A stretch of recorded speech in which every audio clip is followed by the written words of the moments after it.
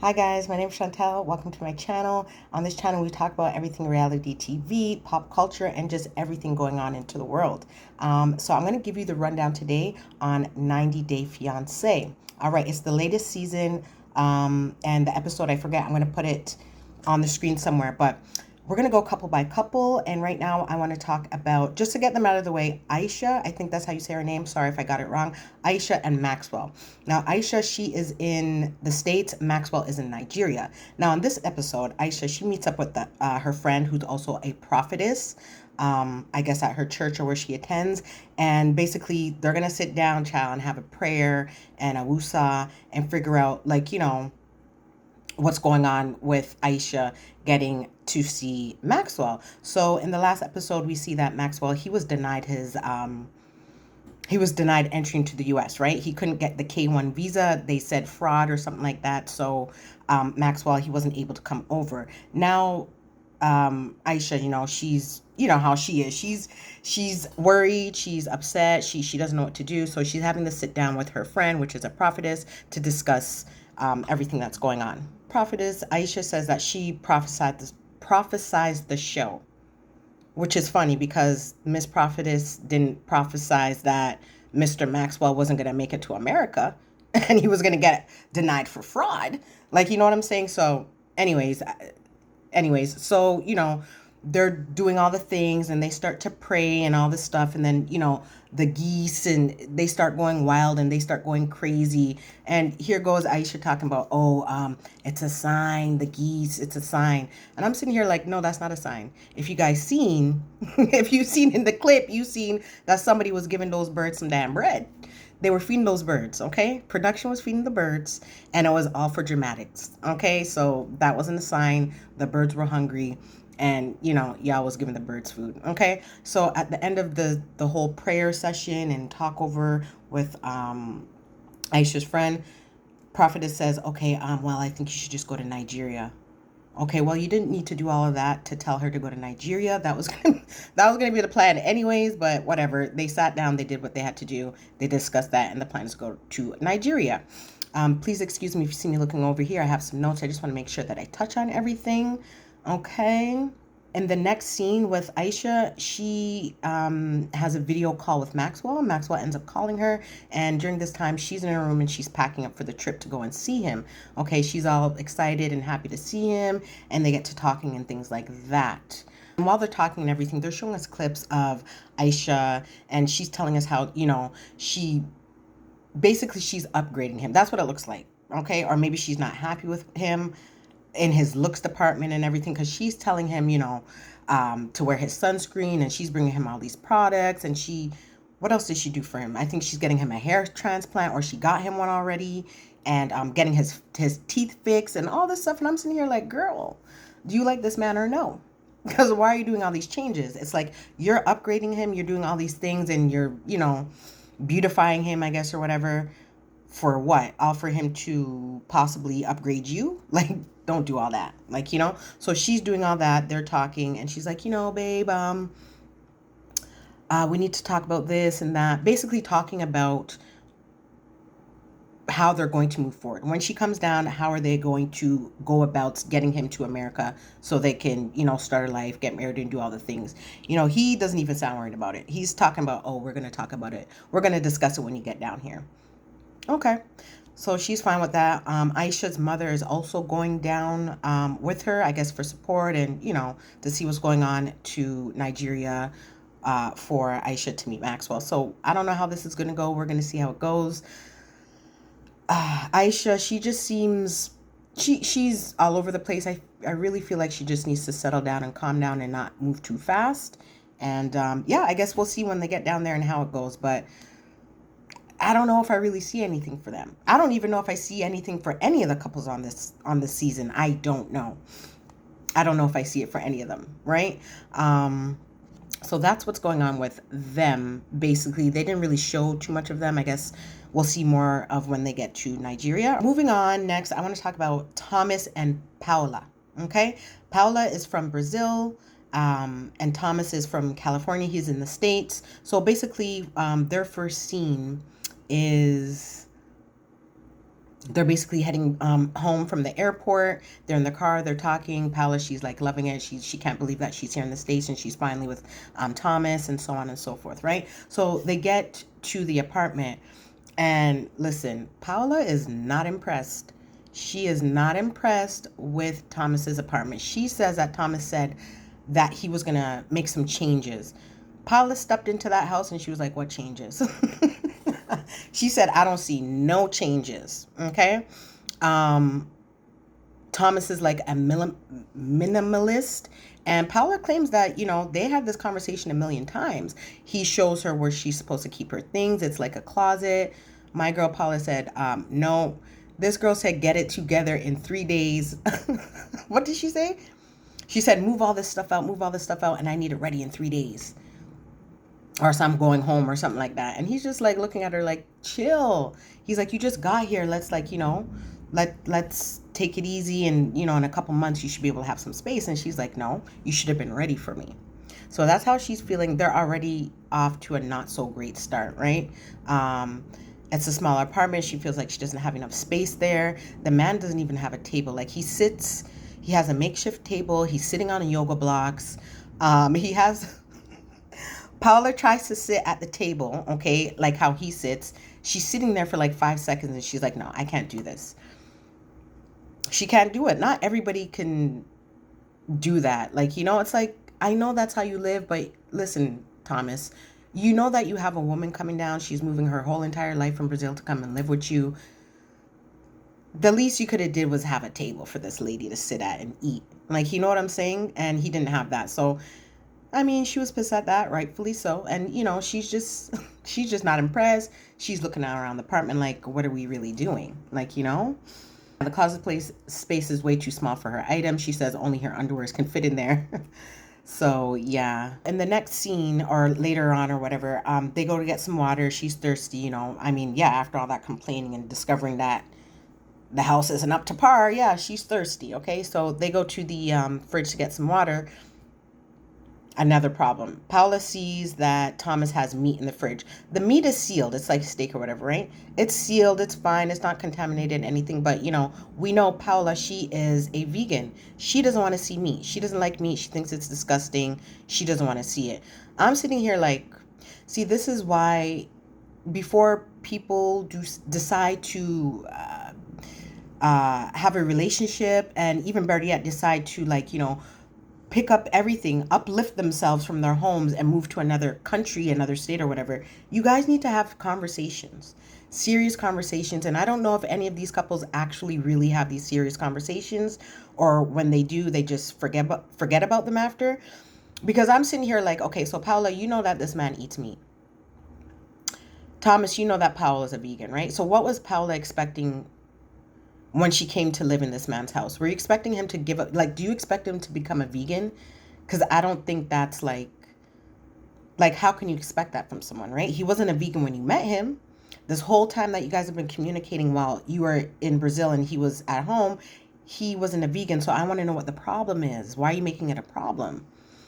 Talking about, oh, you can't cook here and oh, this and that. And where's the barbecue? Use the barbecue downstairs. She wants Thomas to cook all his meat or all his meals downstairs on the first floor. No. This is what I'm saying. Did you guys talk?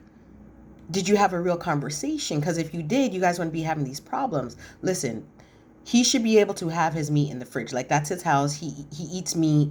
You accepted him. That's what it sounds like. You accepted him because you came all the way down here. If you didn't accept him eating meat, then maybe you guys shouldn't be together. But I don't think it's fair for her to demand that he cooks all his food downstairs on the first floor or in the common area. That's absolutely ridiculous. And she doesn't want him using the dehydrator either, for him to dehydrate his meat so he can make some jerky. She doesn't want that either. I'm just like, girl, it's like, you guys just fell in lust? Like, I don't understand. Like, do you just want this man? Is there anything that you like about this man?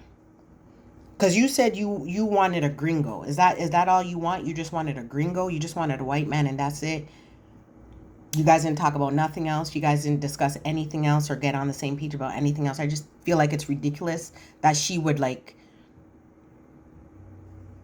tell this man basically he can't eat his food, he can't eat his meat in his own house. No, absolutely not. So this is why I'm like, what's really good here? And then when they go to sleep, she wants to do the spider. And the spider, listen, their legs are wrapped up and intertwined in each other and whatever. Okay, it's it is what it is, but it's like that can't be comfortable. That must be the beginning before you guys actually go to sleep, because I know that can't be comfortable. But yeah, that's how it ends off for them. So moving on, Shea and Miss Annabelle. Okay, Shea and Miss Annabelle. Annabelle is from the Philippines, and Shea, he's in America somewhere. I forget where he's from, but Annabelle's from the Philippines. And so this scene, it opens up with Annabelle. This is her second day, not even a full day, but like her first day, let's say, in America, right? She woke up there, right?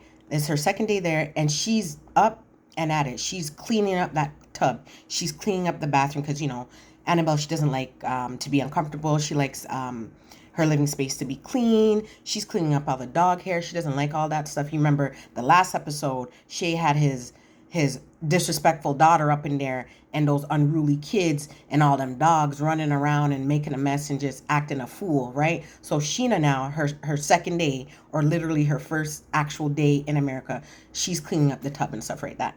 She's cleaning up the tub and everything. She wants to be clean, okay? And she wants to feel comfortable, okay? So Shea now, he comes in and he's like, hey, Annabelle, what are you doing or whatever? I want you to know, I want you to go back in bed so I can serve you breakfast in bed. Shea, I understand that you're trying to give her a nice gesture. It's her first day in America, like waking up there, and you want to make her feel like at home and make her feel special. I get that. But if you wanted to do that, Shea, you should have got up earlier than her. Because what happened is that Annabelle, he asked Annabelle to go back into bed. So after this lady's scrubbing the tub and getting her clean on and probably breaking a sweat, you tell her to go back in the bed so you can serve her breakfast in bed. Like, are we okay? Are we good? You should have woke up. You should have been up before her. Okay? So, okay, Annabelle, she's like, okay, she's going along with it, right? So she goes in the bed and Shea comes and he serves her breakfast in bed, which is like some toast, some eggs, and that's it. I was like, where's the bacon? I mean, I don't eat bacon, but I'm like, you know, if you're going to give her the American breakfast or like, give her the treatment of the breakfast in bed and it's an American breakfast, like, okay, you gave her the eggs, you gave her some toast. She needs a meat. She needs some bacon or some sausage, Shea. So I feel like you missed the ball with that. Like the gesture was there, but it wasn't complete. It wasn't 100% because first you did not get up before her. She was cleaning and she had to get back in the bed. And then you didn't even give her no meat. You barely got her any protein. I mean, there's the protein in the eggs, but I mean, more protein would have been better because, she's cleaning up and everything. So she needs all the energy she can get. But yeah, so that happens. And, he serves her the breakfast in bed and she's grateful. She's like, she's trying to eat and everything like that. And she's like, she's feeling uncomfortable because in the Philippines, they don't eat breakfast in bed, right? And it's not even just in the Philippines. I feel like most cultures don't eat breakfast in bed. I feel like it's more of an American or North American thing where, you do it for like birthdays, Mother Days type of thing. But she's not having it. She's trying to eat her eggs and stuff, but she's like, oh, like, she feels scared and worried that like, the ants are going to come in the bed from all the from all the crumbs from the food and stuff like that. So, she doesn't like that feeling, right? And she's like, no, don't worry, it's not often, it's once in a while, and it'll be cleaned up, and nothing's gonna pile up or anything like that, so you don't have to worry about that, right? So she's like, okay. And they're chilling or whatever, right? And eventually Annabelle, she decides, she's like, I'm good.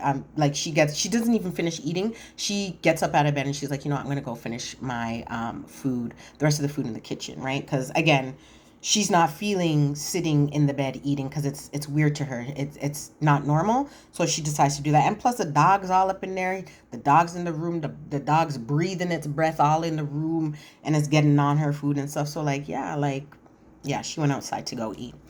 So yeah, that happened and that's it. So in the next scene now, they go, Shea and Annabelle, they go into town, they go walking or whatever, and they go to like some, I don't know if it's like a bar, a pub, diner type of thing, but they go in there and they meet up with Shea's friend, right? So it's Shea's friend, I don't remember his name, and the friend's wife. But before they meet up with the couple, right? When they're driving into town, Shay's trying to like give her like a little drive tour, right? Like there's the mound of dirt over there, and there's the construction trucks, and there's the chapel, and there's the grocery store. And Annabelle is not impressed. She's like, Shay, please just be quiet. Like that's what she's thinking. She just wants to enjoy the drive. And to be honest, he's not really showing her anything anyways. Not much. It's not like there's no like landmarks or like, you know what I'm saying, like statues and like, there's none of that going on. I believe Shay is from a smaller town, so it's not exciting, but he was excited to show her, which was cute, but she was like, no, I don't want to see all that. I want to enjoy the ride and I want some quiet, right? That was what Annabelle was on. So yeah, they get into the bar, pub, diner, whatever it is, and they meet up with Shay's friends. It's a couple, right? They meet up with a married couple or whatever, right? So, they're like, hey, Annabelle, nice to finally meet you and welcome and da-da-da-da-da. Like, you know what I'm saying? Tell me why before they can even get out a proper conversation, like, how are you, Annabelle, or da-da, like, try to ask her something proper or try to get to know her a little bit better. Before any of that even goes on, before Annabelle can actually take a breather and sit down and start to feel comfortable, why the heck did this idiot man tell Annabelle, oh, well, we thought you were what do you call her? A mail order bride. We thought you were a mail order bride. That's the first thing you say to somebody when you meet them? Like, that's the first thing you say? What kind of disrespectful foolishness is that? Like, do you guys have no manners? You have no brought up? See, like, who raised you? That's the first thing you say to somebody that you meet them for the first time? Just absolutely disgusting. I was so upset for Annabelle, and I was actually upset that Shay did not check his friend. Like, why didn't you check him right there and then? Right? You sitting there looking like you have nothing to say. And poor Annabelle sitting there like, and the friend's wife kind of like, jumped in. She tried to like kind of, I don't know. She tried to make the situation a bit better. She tried to like, not make it too awkward by telling Annabelle like, you can't listen to rumors and blase and all this and that. And it's just like, your husband's an idiot. Like, why would he say that? And Shay's an idiot because it seems like for his friend to say something like that to Annabelle, right? It seems like Shay has never checked that, right? Because Annabelle said, oh, well, we've been together for 5 years. I can never be like a mail order bride. Like, we actually love each other, right? So it makes me seem like Shay tried to play it off and be like, oh, people around, when they hear like, some of the friends and people around here, like when they hear that I'm dating somebody from the Philippines or whatever, they they make a joke and they say like, a mail order bride, but it's not a joke. And that's the problem. You never checked anybody. When people are making jokes about it and kiki and hee and ha-haing about it, you didn't put them in check. You didn't say, actually, no, she's not a mail order bride. That's going to be my wife. We're in a relationship. I've been in a relationship with her for 5 years. And it's not like that. It's actually serious and we love each other. Shay's never did that. That's why that idiot man could come sit up in her face and talk about, oh, I thought you were a mail order bride. Just disrespectful and stupid. He pissed me off with that. He really pissed me off with that. Somebody should have just, listen, I'm not even going to say anything. He just needed one right to the mouth. Anyway, because that was just rude. Like, I don't get it. Seems like, Shay, you've been moving single. You've been moving single because, like, nobody's taking this relationship seriously. The only person who's taking the relationship seriously between Annabelle and Shay is Annabelle. And I feel bad for her. I feel like she deserves better. Shay's just like her cleaning him and doing all this stuff, like all this extra stuff. Like, that's not for Shay. He doesn't deserve that. Right? So friends end up leaving. They're like, nice to meet you and all that stuff right now. Right? So Annabelle, she's sitting there. She's not impressed. She's not happy. She's upset. Shay, he's telling like the cams, the production, like, he needs to tell Annabelle about, I think it's Nicole, or about like the rumors and stuff that's been going around. So like she hears it from him first, right? Because we know Nicole wants to talk to Annabelle, right? So he starts to tell Annabelle, like, Nicole wants to meet up with you. She wants to talk to you. Annabelle's like, I don't want to talk to no Nicole. Like, who's Nicole?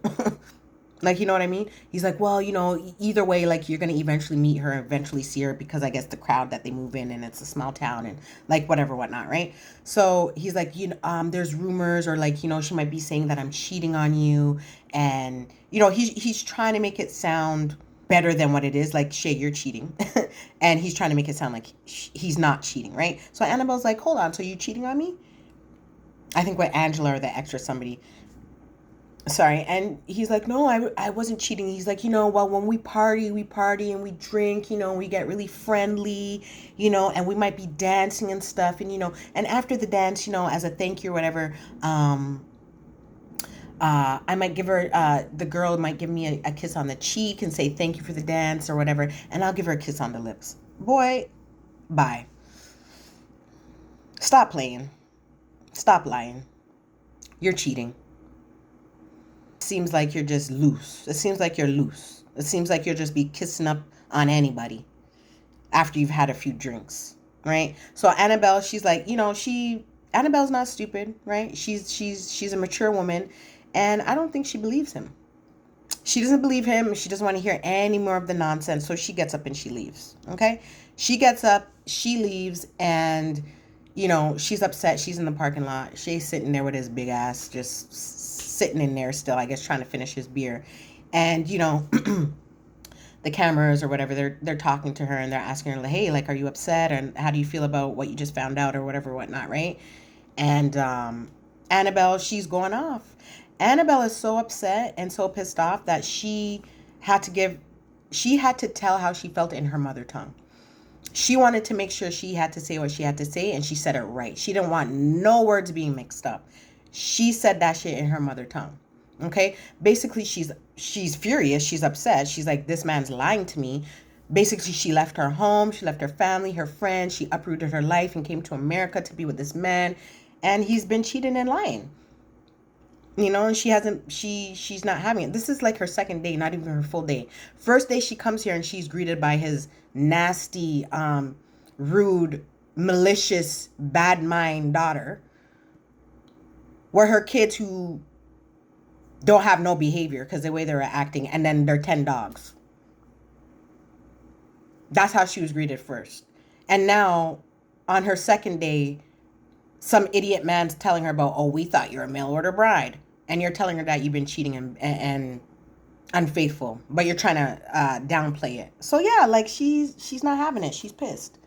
She's not having it. And I agree. I feel like Annabelle deserves better than that. And, it sucks that she came all this way or whatever. But like, honestly, if Annabelle needs to leave Shea and his daughter and his grandkids to Shea, because she don't need any part of that. She needs to live a nice little life and keep them out of it. Shea doesn't believe what he's doing is cheating. He's just doing whatever the fuck he wants to do, basically. Annabelle's like, listen, this man's a liar, and she doesn't even know if the wedding is going to go on. And, I don't blame her. Like, you're a big grown man in a big age, okay? And you're still out here acting like you're in your 20s, partying, drinking, kissing on everybody, touching on everybody. Like, no, like, absolutely not. Next couple I want to talk about is Mallorie and Rasit. Rasit is from Turkey. Mallorie is from the South. Their scene opens up with them. They're in the car. They're rushing to the airport to get to America because they're running late. Last episode, they had met his family. They met up with the family, telling them goodbye and stuff like that. And saying their farewells until next time they see him because he's going to America.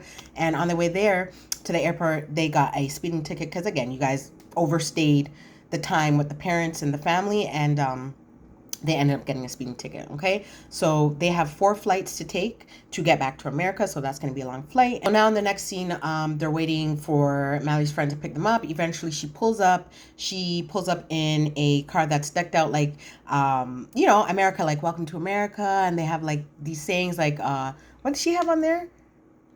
Back-to-back two-time World War champs or something like that. They had the flags, the red, white, and blue, all this stuff, right? She had it all decorated, and it was warm welcomes, and they're happy to see each other, and she was happy to finally meet Rasit or Rasit. I'm sorry if I'm saying it wrong. Rasit, I believe that's his name.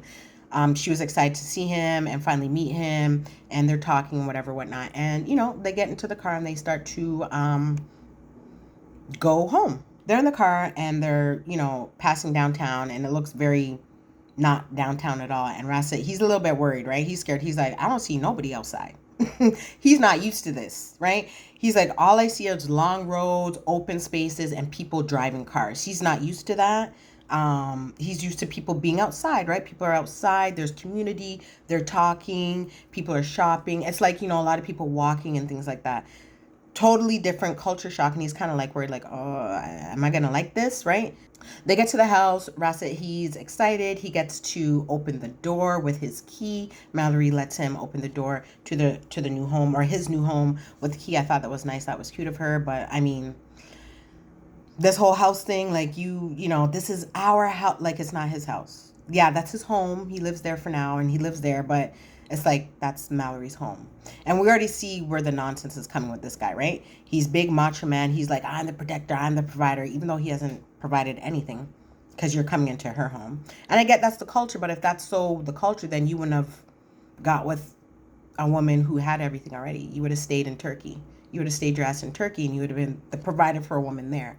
So anyways, he opens up the door with his key, and it's a yay, it's a moment, and it's happy, it's nice, it's cute, it's fun, right? Mallorie gives him a little tour, like, of the bedroom, the bathroom.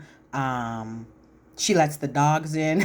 There's 4 dogs. I think she has 4 dogs, and he's like, hold up now, 4 dogs, like, what's going on? So they rush him, and he's like, oh my gosh, like, the dogs are big and everything. It's wild. So he's not used to that, right?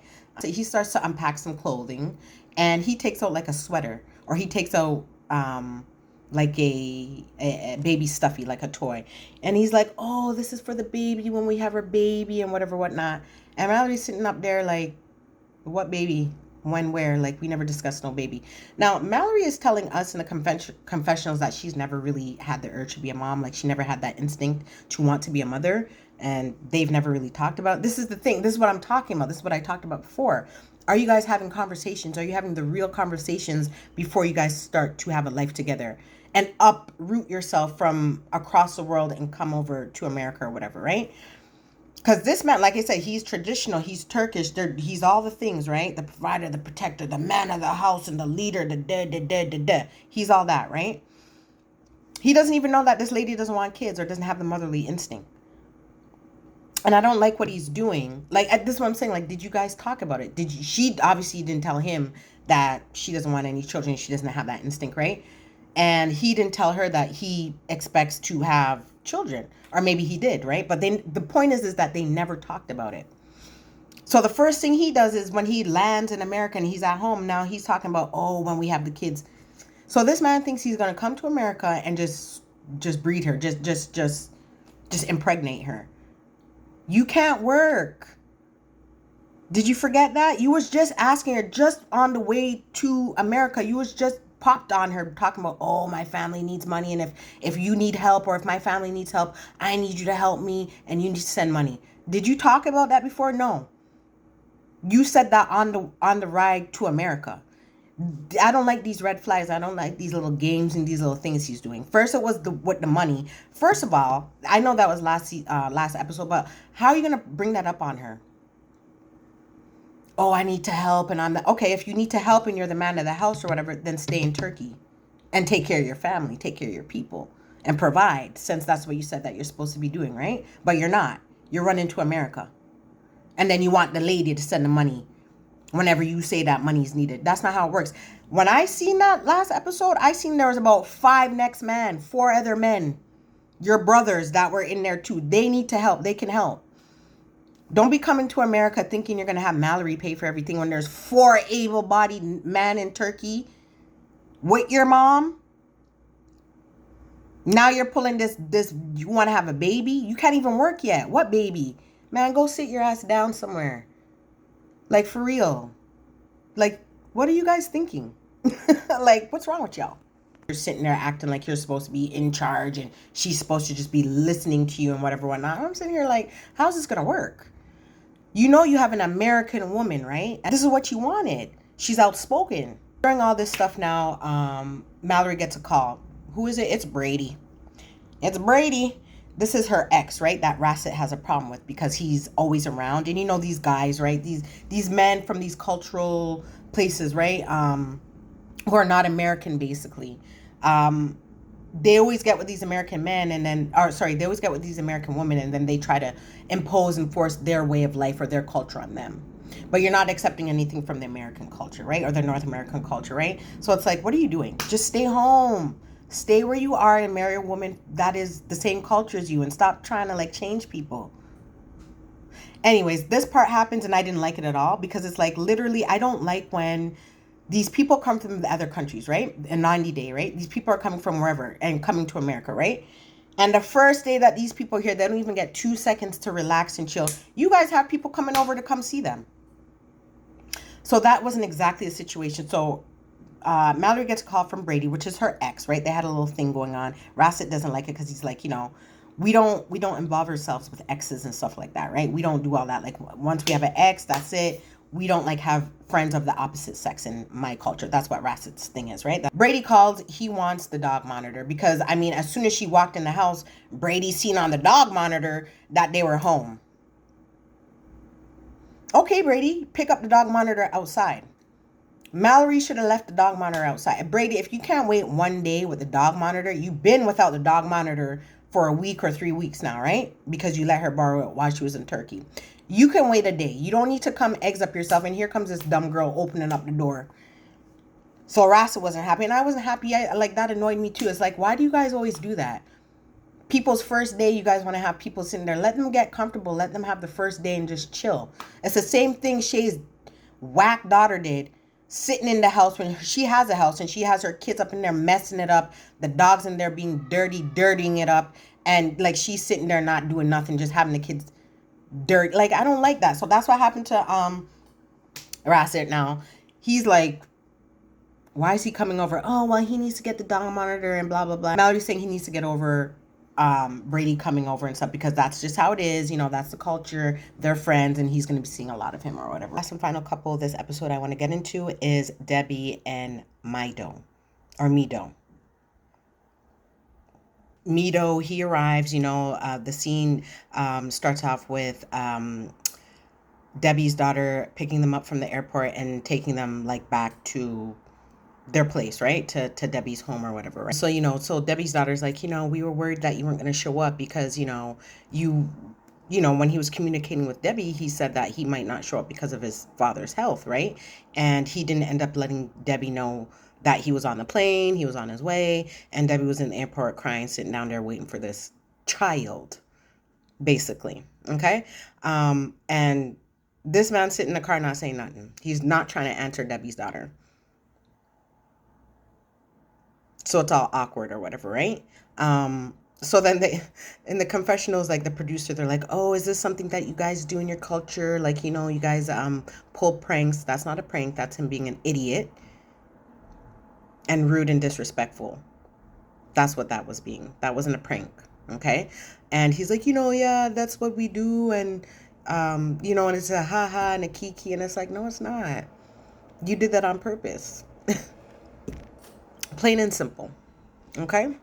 We arrive to the apartment. This is Debbie's apartment. Her daughter is staying with her because, she had been living, I think she was living in Europe, like in Germany. I don't know. I think she was living somewhere else. And then she decided to come back. I think it was maybe school or whatever.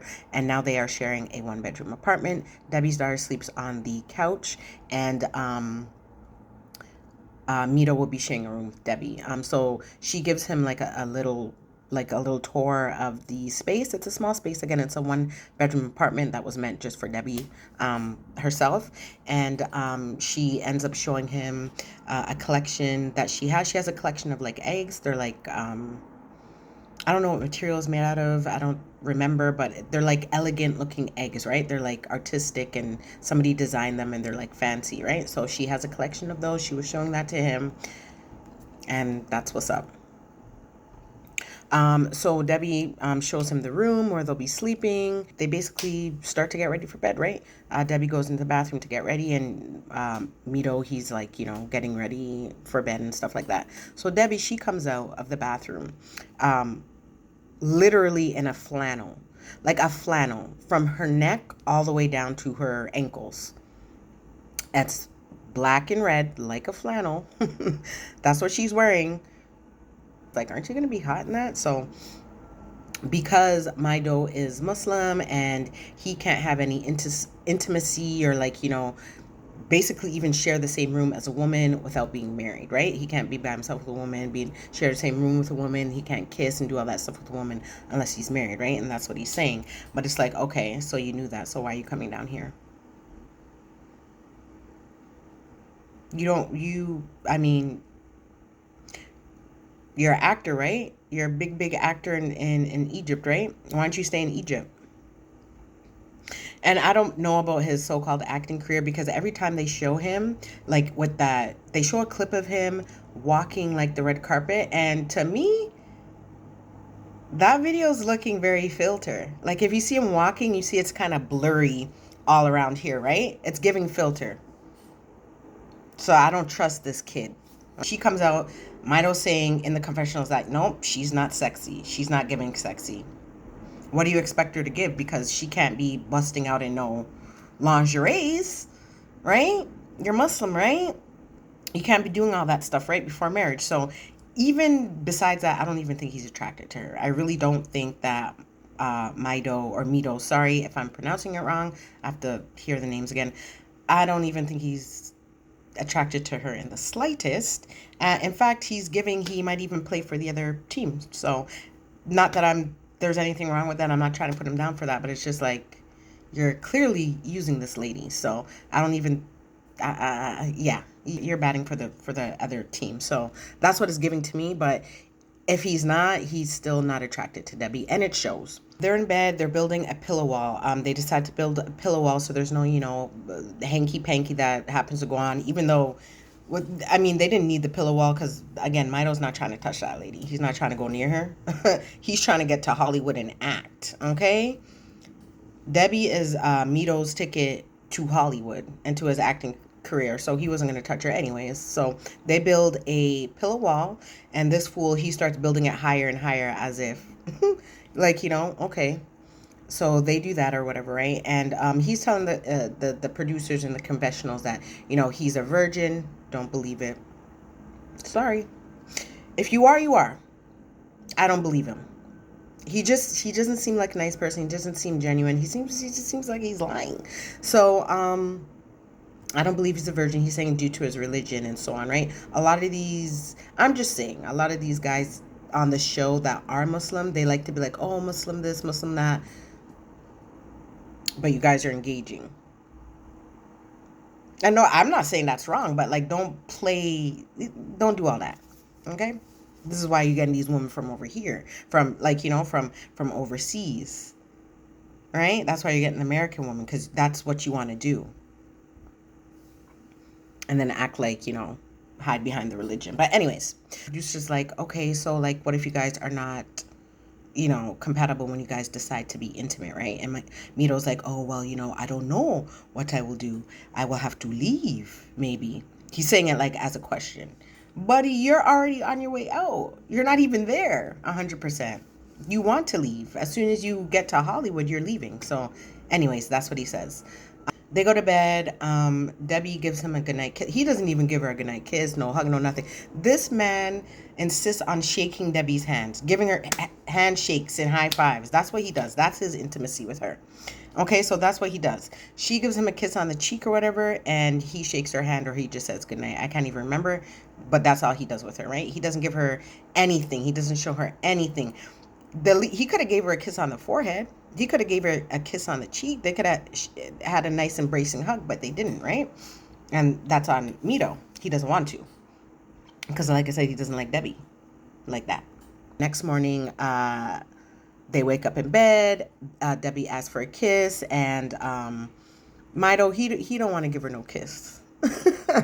He does not want to give her a kiss, but nonetheless, she goes ahead and she gives him a kiss on the cheek. So they're talking about what they're going to do for the day, like, what are we going to do? And, Debby should be showing him around and stuff like that. So she decides to take him by the water and, walk around, show him a bit of the city, the area where they live and stuff like that. It's time for them to go, and Mido is taking his sweet time. He's taking 20 years to get ready. Debby is waiting for him, and he's doing all the things, his hair and fixing his shirt and spraying on 10,000 pounds of cologne and doing all this extra stuff. Like, the lady is waiting for you, have some respect. But he doesn't, because he doesn't care about her and doesn't like her, so he does what he wants, right? So finally he's ready. He comes out, and he sees Debby, and she's wearing like I think she's wearing a dress, but the point is like the dress is like up to here, right? It's not like a spaghetti strap, and it's not like a vest, undershirt, wife beater type of strap. It's actually like, it's like up to here. It's like it just covers the shoulder a little bit. She's like wearing one of those. Here comes Mido with his annoying ass talking about, oh, you need to change, you need to change. You can't show this much skin. What skin? This is what I'm saying. I'm like, did you guys have this conversation? Did you tell her that she can't wear certain things and you're not going to approve of that? And like, did you say all that stuff? This is what I'm saying. He's only focused on coming to America, specifically Hollywood, right? Going there to try and chase his acting dreams, right? Like this is a grown ass woman. Debby is, how old is she? 55? She's between 50 something and 60. And you have this young fool, no job, no money, no nothing, coming over here talking about, oh, cover that up. When? Why? How? Where? Like, when? Did you guys talk about that? Did you, like, who are you? Anyway, so Debby goes and she changes. She changes. She listens to this child on something a little bit more covering. It was like a t-shirt or something, right? And she's like, oh, is it okay? Is that okay for you? He's like, yeah, that's better. I'm sitting here like, please, like, come off my screen with this nonsense, okay? So, and even when she went to go and change, she's like, oh, don't take too long, 1 minute, take 1 minute. And I'm here like, you have this lady sitting there for God knows how long, and you're telling her to hurry up. Like, he has no manners, and I don't like that. Debby, like, stand up. Stop having this kid treat you all any type of way. Like, it's giving desperate. And you are, no offense, you are, because you wouldn't be putting up with this kid if you weren't. They finally end up leaving. They're walking, I don't know, I guess it's like downtown, but they're walking the neighborhood and they're seeing all the things and exciting, it's fun or whatever. And Mido's explaining how he loves the city, he thinks it's beautiful, and yeah, he's enjoying himself. And so he decided to have Debby take some pictures of him. He had a mini photo shoot. Debby is his little photographer now, personal photographer, aka agent, because she's supposed to get him to Hollywood and do all this stuff. So he's taking all the pictures in his leggings. He had a problem with her with that little bit of arm showing, and he's wearing full-blown tights. And even Debby said that you could see everything in those tights. He looked like a damn fool. Take a break and they go into a juice shop and they order some juice and they get to talking. Then he comes with this question. He's like, oh, so how far away is Hollywood from here? Debby's like, what? Like, this man keeps talking about Hollywood.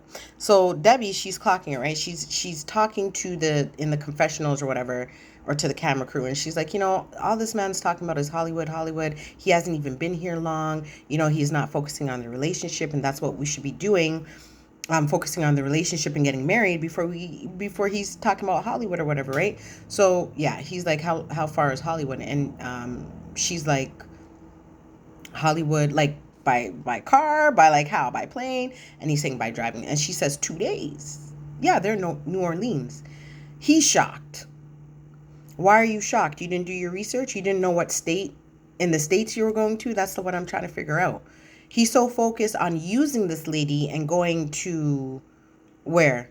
To Hollywood and trying to be a big star. And he want to be all up in there with Tom Cruise and Will Smith so bad. He doesn't even know that where he's going to stay in the States is far, far away from Hollywood, where he's trying to go. He's shocked. Dummy didn't even do his own research. And he's like, oh, like, we should move there or whatever. And Debby's like the man's like, first of all, I don't even like how he's looking at Debby, right? As if, like, I don't even know, he's looking at her like, like he runs things. Like, yeah, we should just move to Hollywood. It should be easy. We can like, you know, we can move. And then he's going into, oh, I'm serious about my business. I'm serious about acting in my career and so on and so forth. If you were so serious, you would have stayed in Egypt and you would have focused on your career in Egypt. Why are you coming to America? If you wanted to come to America, you should have came on your own accord. Don't come over here and talking about telling this lady that she needs to move to Hollywood. You go. It's just pissing me off because she's talking about she doesn't want to be the bad guy. Oh, I don't want to be the bad guy and, like, you know, tell him that, like, no, for now, or we can't go right now and we should be focusing on, like, the wedding and our relationship. That's what you need to tell him. You need to tell him that, or you can tell him he needs to go home. Like she said, they don't know anybody out there. So why is she going over there? For you? So you can run off and do your foolishness and treat her any old kind of way and disrespect her while you're trying to get acting gigs? No. In the next scene, Debbie and her daughter, they're packing up Debbie's collectible, her collection, right? Her egg collection. They're, you know, taking their time and being gentle because, you know, it's a collection. They're delicate. And so they're moving. So Debbie's on it, right? Like Debbie, she's, you know, she's an older woman. She's mature, right? So she knows there's not enough space. She's not having everybody cramped up in that small apartment for so long. So they're moving. Debbie decided to get a 2-bedroom apartment and they're packing up and they're moving. She explains that they're moving and, you know, it's time to get ready because they're leaving so soon. And in the next scene, they are, they've arrived at the new apartment, right? It's a 2-bedroom apartment. It looks nice. They're bringing all the things up, right? And Debbie's like, you know, how do you guys like it?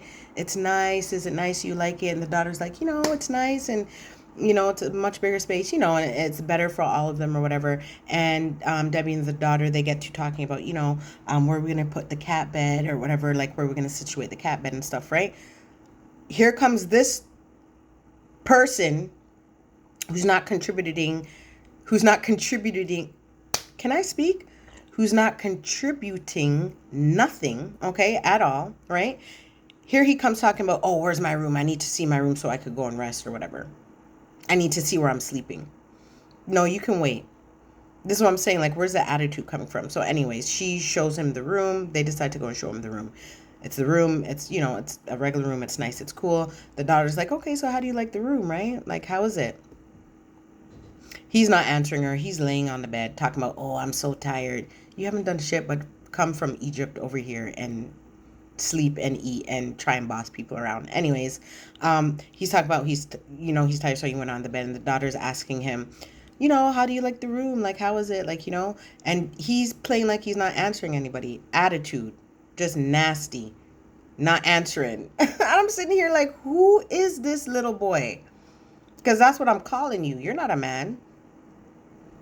You're acting like a child. You're rude. You're disrespectful. You're stank. Like, what are you doing? Anyways, he's sitting there and they're looking at him like, okay. He finally does one of these. He gives a thumbs up. He doesn't say nothing. He just goes, puts his thumbs up in the air. Debbie's daughter removes herself because she's like, okay, I'm not feeling that energy. She removes herself and it's just Debbie and him in the room. And Debbie's like, okay, so are we talking? What's going on, right? She's like, are we going to talk? And he's talking about, I can't talk. Already with the BS. So Debbie now, she's explaining to the production, like, what happened, right? Why they're not on good terms and why there seems to be some bad energy and tension. And Debbie goes on to explain that while they're driving, they're moving or whatever, right? He's driving the car and he's asking Debbie to take a video of him driving the, driving the truck, the moving truck or whatever. I guess accidentally, Debbie, she didn't realize that she wasn't in video mode or whatever, and she took a photo. So when he asked to see the video, he sees that it's a photo. Debbie says that he crashed out. He's going in on her. He's berating her. He's belittling her. He's doing all the things. And you know what? I believe it because we've seen his attitude, right? So he's going off on her or whatever. And I believe he wanted her to do it again, and she said that she wouldn't do it again or whatever. And she says ever since then, it's just been an attitude or whatever, right? I'm thinking, like, you guys are moving. She's making your life more comfortable. Like, look how many times we've seen 90-day episodes. How many times have we seen this? People come from said country, fly over or fly into America, and the people haven't had, like, they don't have any space or any room, or they didn't even think of this person coming over. There's nothing, no space for them, nowhere for them to put the things, right? Debbie actually did that. Like, she actually moved, right? She moved, and they weren't there for long, right? She moved, and this is the thanks that she gets. Just move. You don't need to be taking no damn videos. Like, he's annoying. Anyways, Mido's explanation, he says, no, that's not how it happened. He says basically pretty much the same thing. They're driving. He wants her to take a video of him so he can post on his social medias and whatever, of him driving the truck. And a photo was taken by accident. But he says that when he seen the photo, he was like, oh, it's okay. Baby, just take another one. Just do another one. And apparently Debbie said no. And apparently Debbie threw the phone in his face. I wasn't there. Nobody confirmed. Like, Debbie didn't confirm this, right? She didn't say that this is what happened. I don't know. I don't believe him. If it happened, I mean, I guess we'll figure out in the next episode. But I don't believe him. Just the way that he's acting and carrying on. I don't believe him. I don't like him. I don't trust him. He's there for a green card. He's there for Hollywood. He's not there for Debbie. He has no interest. And he's just a nasty person. Don't like him at all. If I were Debbie, this is how you fix somebody like him. If I were Debbie, the next day, me and my daughter wouldn't be in the house, and he'd wake up and on the coffee table or whatever, he'd see a one-way flight right back to Egypt. I wouldn't even talk to him. One-way flight ticket right back to Egypt. Go home. Get out my house and get out my face. You're too rude and disrespectful. That's how you fix somebody like him. Sitting up there like, who does he think he is? You're not even like, you know what I'm saying? Not even cute. And even if you were, that still wouldn't give you the right to be acting like that. So no, bye, next. Debbie tries to talk to him again, and she's like, so we're not going to talk at all or whatever. And he's like, oh, I'm not happy here. And no, I can't talk. Debbie's like, listen, I'm not even happy either. And she's like, he better get happy. I want to see what Debbie's about to do. Debbie, stand up, put your foot down. Because my thing is all you really need to do, like really and truly, all you need to do is just book him a one-way flight ticket back to Egypt. And when he wakes up in the morning, he sees that on the table, and you and your daughter are out shopping, doing whatever. Don't contact me. He can't be gallivanting in the States. He can't be doing nothing. I would send him home. That's it. Goodbye. That's it. Anyway, so that's how the episode ends off. This episode is crazy. The cast is crazy. Like, I'm liking the cast because, you know, it's drama. There's things to talk about. But I'm like, I don't know if I see it for any of them. We're going to see next episode. You guys, leave your thoughts and comments down below in the comments. Let me know how you guys are feeling, what's good. And yeah, I'll see you guys in the next review. Okay? Later.